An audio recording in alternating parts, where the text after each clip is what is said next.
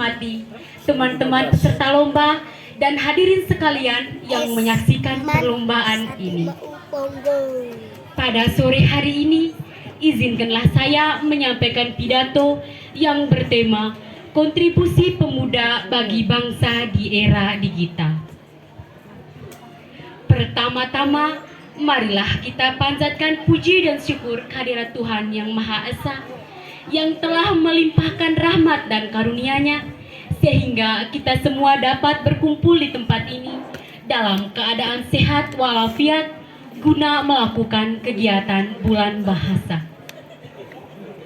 Dewan juri yang terhormat dan hadirin sekalian, pada mulanya pemuda merupakan generasi pengganti generasi tua yang sudah ada dan kini berperan aktif dalam pembangunan bangsa. Oleh karena itu, keberadaan pemuda saat ini sangatlah diharapkan di negara Indonesia. Begitu banyak gerakan yang terjadi di negeri ini yang dipelopori oleh para pemuda. Mulai dari Budi Utomo tahun 1908, Sumpah Pemuda tahun 1928, Perang Kemerdekaan tahun 1945, Orde Baru tahun 1966, dan yang terakhir adalah Gerakan Reformasi tahun 1998. Namun apakah semua itu hanya merupakan acara 20 tahunan yang tidak memberikan efek berarti bagi bangsa Indonesia?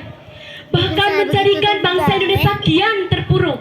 Di zaman yang serba canggih dan maju ini, globalisasi sangat cepat berkembang. Dengan adanya inovasi teknologi, pemuda dapat mengupayakan perubahan di lingkungan masyarakat. Dewan juri yang terhormat dan hadirin sekalian, pemuda menjadi harapan dalam setiap kemajuan di suatu bangsa.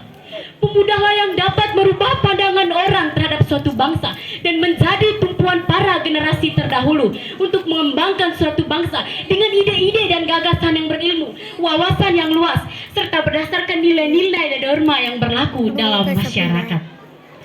Tidak dapat dipungkiri bahwa pemuda menjadi salah satu tombak pembangunan bangsa. Bukti nyata bahwa pemuda sangat berperan pada pembangunan dan kemajuan bangsa adalah pada peristiwa Trisakti. Perjuangan para pemuda dapat menumbangkan 32 tahun kediktatoran pemerintah masa Orde Baru. Di era digital ini, pemuda kita dapat menikmati perjuangan mereka. Dewan juri yang terhormat dan hadirin sekalian, pemuda bukan hanya kumpulan anak-anak muda saja, tetapi pemuda adalah mereka yang mampu menggantikan generasi sebelumnya dan mampu membuat perubahan menjadi lebih baik lagi dari apa yang sudah diraih oleh generasi sebelumnya. Lalu apa peran pemuda di era digital ini? Pemuda sebagai agen pendidik, pemuda harus diedukasi dengan nilai-nilai dan norma yang berlaku di dalam masyarakat.